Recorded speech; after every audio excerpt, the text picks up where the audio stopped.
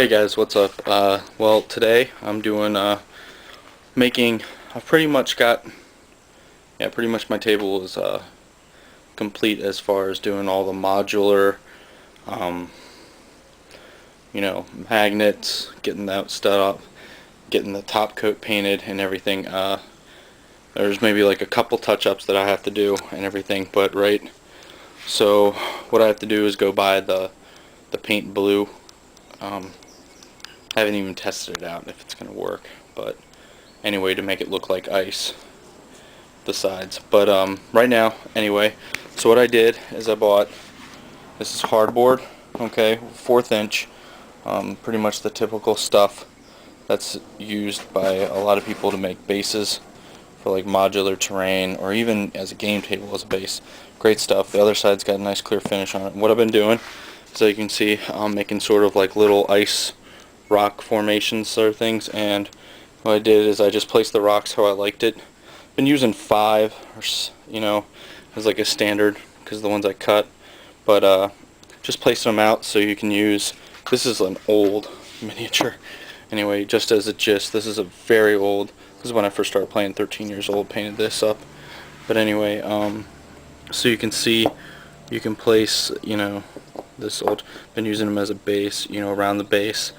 You can see the height of it, so you can, block line of sight when you're doing like that. I mean, get cover save. See how big they are when I glue it down. So these are sort of be the bases for what I've been doing. So I've been using. I'm going to use that for that, so I can have sort of like, instead of trees or anything. Even though I'd love to get my hand on the Citadel woods or whatever, and sort of like strip the leaves off of them and paint those like sort of like they were stuck in the winter. Those are great, actually, pieces of terrain. So, but these are sort of in place of that, just sort of having rock formations or whatever, sort of like outcroppings that can be modular on the board when I'm done. And so what I'm going to do is cut these out, finish painting up the spare pieces that are not painted white, and yeah, glue them down, flock them just like I will eventually the board, and get that done. So progress is coming along. I just, you just get so once you have your own board, I think you just want to make lots and lots of terrain for it. So I keep on getting these ideas and little spare things that I want to do, and it's chewing into the timer at this point. But I got it pretty much all done, and it's going to be one move. This table's actually going to go down. If you remember that art room, well, a lot of stuff's getting moved out of there. So this is going to be a permanent table down there. So yeah, so I think it's going to look pretty cool, having little modular sort of ice rocks, I don't know, down in like modular on the table that I can put in if I feel that it's too thin or too thick. So that's pretty much. I'm probably not going to use this whole hardboard at this moment. I'll probably save some of it for maybe doing something or another with other spare bits that I have. But anyway, that's it, guys. Take care, and hope you enjoy. And I'll show you when it's done. Bye, guys.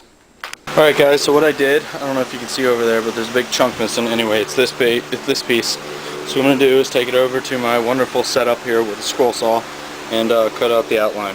Alright, simple as that. Alright, so what now? I've switched it out. Obviously, see, I've got the rough shape, and what I'm going to do now is I'm going to bevel it. I don't know if you can see, it sort of started right there, so it's going to have like a sort of a sloped edge just to make it look better on the battlefield. And while I'm doing that, it will round out these corners so it looks sort of smoother. With my sander, hand sander, I don't have the fancy things, but it gets the job done. That's what's important. Alright, bye, guys. Alright, so this part's been sanded. As you can see, it sort of has like beveled look, so it looks good on the thing, but actually if you look at it, it's not perfectly down to the core. Did that on purpose, so basically there's not like, they're either in the terrain, they're on it, or they're off, you can touch it. You can't really be like that. I mean, you can, but sorry, I probably didn't see you're either on it. So you can be like that on the edge. You can be just touching it. I find it helps with discrepancies, but still keeps the aesthetic look of what it should. So if we just, I don't know, put on these things again.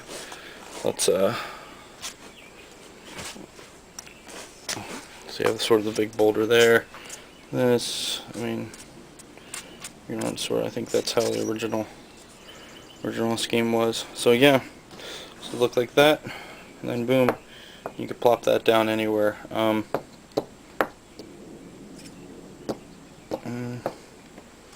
I can even probably get some.